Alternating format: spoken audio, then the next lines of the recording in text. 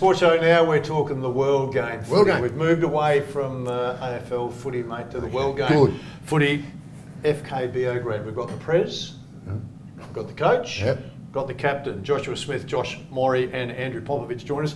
Thanks for your time, fellas. Let's start with the Prez, mate. I'm interested, 32 you would have been, if my numbers are right, mate, when you took the president's seat, 15 years in the gig. You seem like an intelligent man when I was talking to you. Oh, I am. Yeah. What's been the biggest change, mate, over the journey for you with the footy club? It's just evolved in regards to probably behaviours. I think traditionally when we first started, a lot of the ethnic back clubs, there was a bit erratic, the behaviour. There wasn't many protocols in place in regards to fans. There was just, it was pay your money and do whatever you want, basically, back in the day, So, but I think things have changed. So they've aligned now with most codes of sports, and I think the behaviour of spectators is much better. Probably the technical aspect of coaching has changed. I think previously juniors were coached by better skilled players that came from overseas, like from Hungary, Poland, Croatia, Serbia, Greece, Italy. So I think there was more technical and more love involved in the training back in the day. Now it's sort of become a little bit more textbook, I think. So it's changed. I'm interested, Andrew, we do a little bit of homework on there. We might not think it, but we do every now and then, don't we, Phil? A little bit. We get a little bit done. I do a little bit more than you. And I chased you guys down to find out a little bit about you, and it was interesting with the White City and the Beograd business. It was, you guys have been around since 1949. 1949. That's a long time. But it still says White City on the premiership table. It still says White City when you're playing against somebody. Yet we've got FK Beograd in with us now. Is that what's happening there? We changed it back to FK Beograd. We were forced to change, I think, in 1993 when they had a ban on ethnic names. Yeah. We thought this year collectively we just change it back to the name that it originally was founded as in 1949. Just a bit of novelty there, and we thought, why change the identity? Change it back to the way it was when it was originally founded. So we've just left it at that. The fact that it hasn't changed in some social platforms is probably due to, I think I mentioned before, we're all volunteers, so we sometimes forget about some of the little 1%ers. So that's a pretty important. I would think that's pretty important. You drop it all together and come in as FK Beograd because I love that name. I love FK Beograd. I love those names. And I think, I don't know, did you meet any opposition when you went back to FK, or did you? No, there was no opposition. I think it was encouraged. There was opposition probably previously 5 to 10 years. There was a big.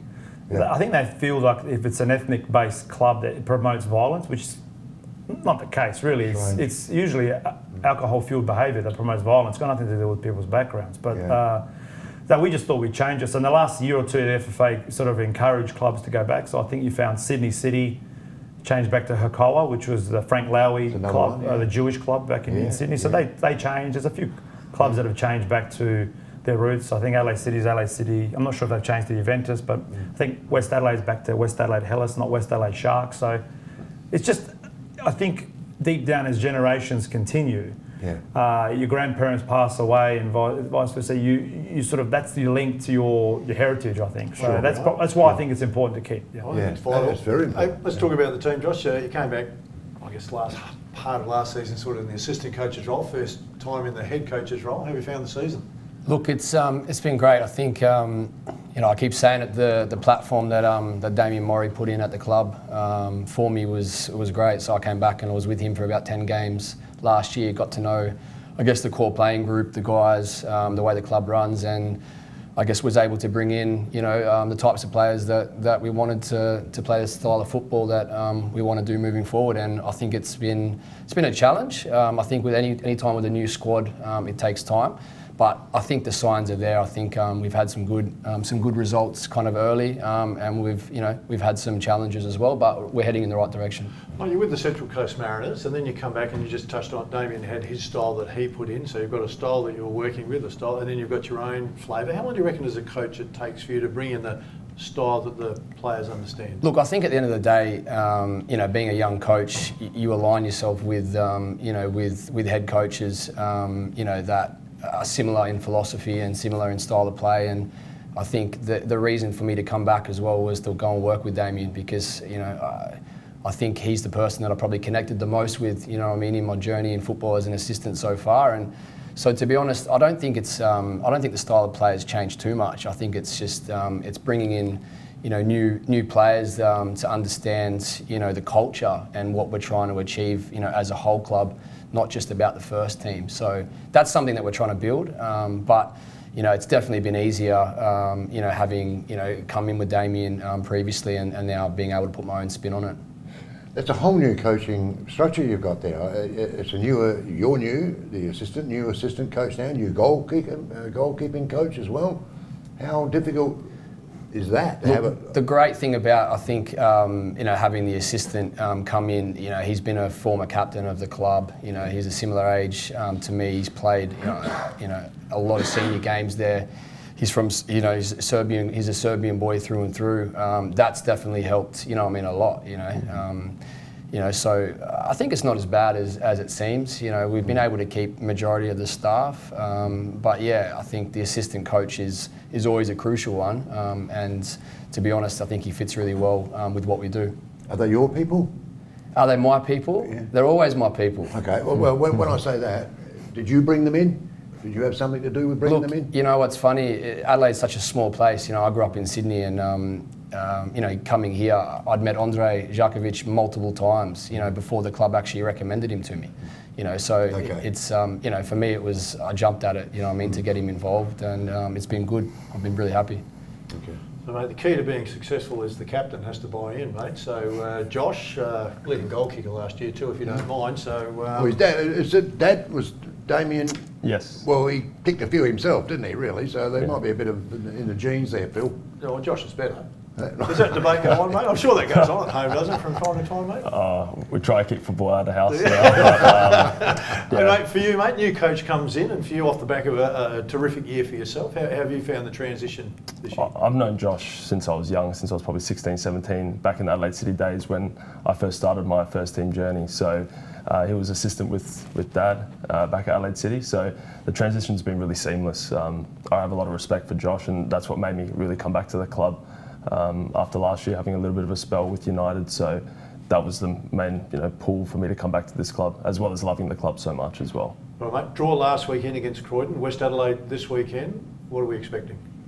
Other than the obvious answer of win. Yeah, of course. Just a lot more hunger and fight from the boys, I think, is needed this week to get us over the line. I guess 3 points is a must, and to really propel our season from here, it's early. So early points is the best points, really. Because they're sitting just above you, aren't they? Just sneakily above you on the ladder. So this is a very big game. I've got to go back to the Prez because there's been a lot of improvements at the ground as well. You've been given grants to improve your club rooms, your change rooms, all this sort of things going on. So there's a lot happening at your club. There's been a lot. I think that's probably one of the other changes. Probably in the last 10 years, a lot of guys. Obviously, Sash that's in the background there. He's done a lot of work administration-wise, and the previous two guys that were there helping with the junior development with the council. There's been a lot of improvement. So the government was pretty kind. I think the Labor government, the pre-Liberal, but before they changed. We probably got about $4 million over a period of 4 or 5 years, which allowed us to redevelop the pitches, lighting, the club rooms, and we've actually got another grant to improve the facilities there at our junior headquarters at Fulham. So, facilities are very important because most parents drop kids off, they sit in cars, so at the end of the day, you need to make the environment good for parents as well as the kids, because at the end of the day, they're the ones that drive the kids to training. So, last question, mate, because we've got to wrap it up. The floor person's having a hernia over there, giving us the wind up. Major sponsors, mate, they're a key to the whole thing. A couple of ones you should give a plug to? Yeah, no, we'd like to thank the Jerkovic Group, who owns Raw Park Salvage and Allied Waste Bins and Adelaide Resource Recovery. They're big in recycling and demolition. Without the help of these people, really, clubs don't exist. So they're local people, and they continually pour in money into clubs, and they can see how hard it is. So without them, really, I think all grassroots clubs would struggle. So. Yeah, fantastic, mate. I really appreciate your time, boys. Big game this weekend against Westies. Get on the best team right now. FK Beograd, that's who we've jumped on. We've jumped on my team for the rest of the year. Right. So feel no pressure, Josh. Stay with us still. Plenty to come. Thanks.